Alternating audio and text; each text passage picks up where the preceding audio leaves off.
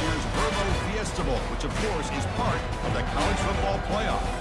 It's time now for the quarterfinals for the top four seeds, a time to begin their quest for the national championship.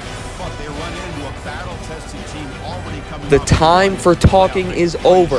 The Fiesta Bowl for the college football playoff quarterfinal between the Ohio State Buckeyes and Old Dominion Monarchs. A David versus Goliath story as the media has the Buckeyes heavily favored and have written off Old Dominion, citing their finesse and their lack of physicality up front. Can the Monarchs shock the world and move on to the college football playoff semifinals? The Monarchs would receive the football first, and if you're an underdog, you're going to have to be bold.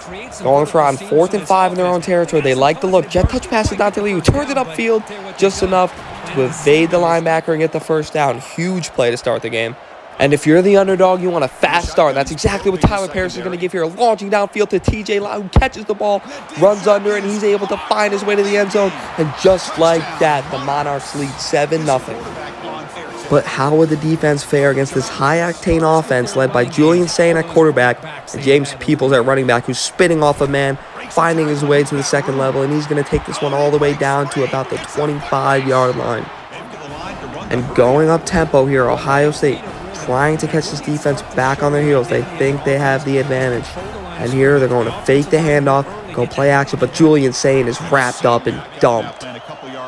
And just 2 plays later, the Samoan wraps around the edge, and he's able to take Sain down again. And that actually knocks the Buckeyes out of field goal range, so they get no points on their first drive. Back on ODU returning to the hallmark of their attack on offense. That's an RPO, and that's Dante Lee Jr. screaming down the field for a massive gain. Following the drive stalling out, Old Dominion forced to try a 40-yard field goal. And we all know these college football playoff games are scored by some iconic kicking moments. But Juwan Ferris is going to put this one right through the uprights, put Old Dominion up 10-0 at the start of the second quarter. Picking up the next Buckeyes drive here, facing a critical 3rd and 6 in their own territory. Old Dominion once again going to send some more pressure. Julian Sain rolls out, but he runs into big Ahmad Foster. The National Defensive Player of the Year forces the Buckeyes to punt again. Now the Monarchs find themselves back with the ball here with a chance to firmly put this game in their control. And what's Tyler Parris going to do? He's going to find Quan Dunbar on the zig route on a 2nd and 8. And Dunbar breaks the tackle, rumbles downfield. How many times have we seen that this season? Same drive here, Old Dominion on the move, threatening to put up some more points. Tyler Parris going to drop back, and he's just going to be swarmed by a hive of Buckeyes who drop him for the loss. 3rd and 16, Old Dominion just trying to secure a field goal here on this drive. Parris going to roll out to his right. Who's that streaking down the field? That's Taylor Hewlett. Haven't called his name all year, but in the biggest game of the season, he comes through, puts the Monarchs on the 1-yard line. Following the 2-minute warning, Old Dominion runs speed option here. They're going to pitch it to Devin Roche, who's going to dive into the end zone. And suddenly the Monarchs are up 17-0 as massive underdogs.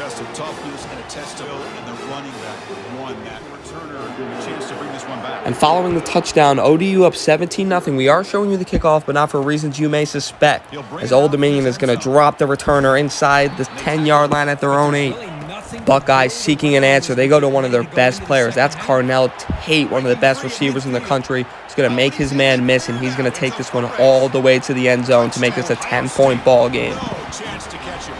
Back with the ball here, the Monarchs are kicking off to the Buckeyes to start the second half. So they would like to get some points here before then. And Tyler Parris is going to roll out, fire across his body. That's Jose Costa. I mean, what a throw from Tyler Parris.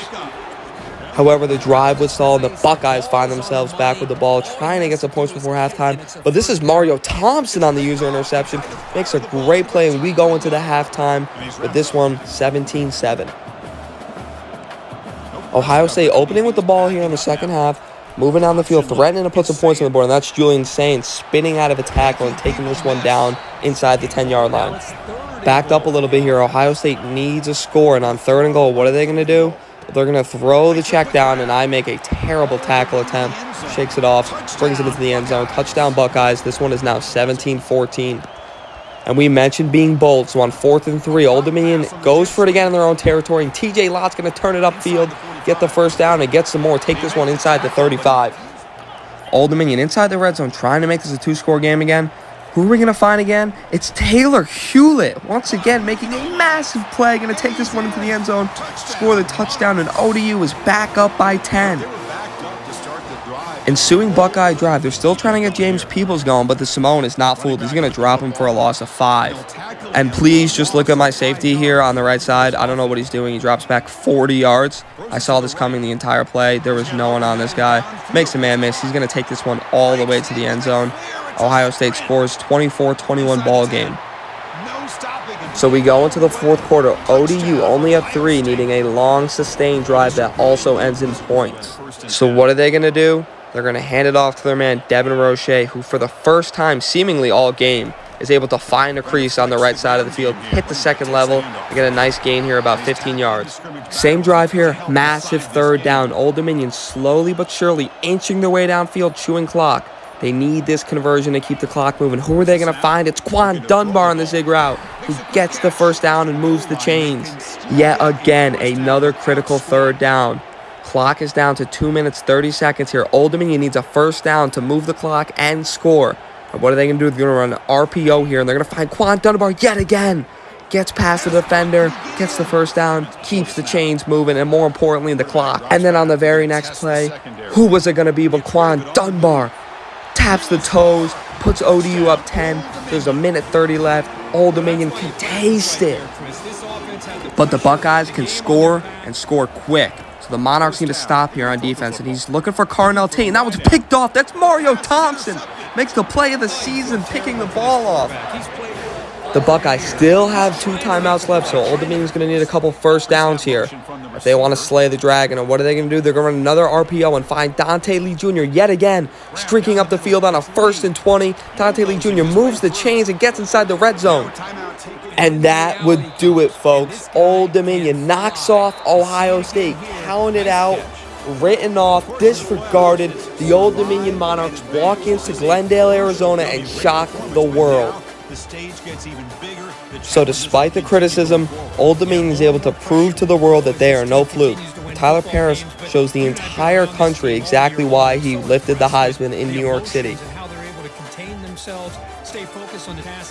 And in the rest of the bracket, Florida takes down Georgia, Alabama knocks off Charlotte, and NC State's able to top Michigan. So Old Dominion finds themselves in a Rose Bowl matchup, the granddaddy of them all, against the NC State Wolfpack. And the winner of this game will play the winner of Alabama-Florida in the national title game.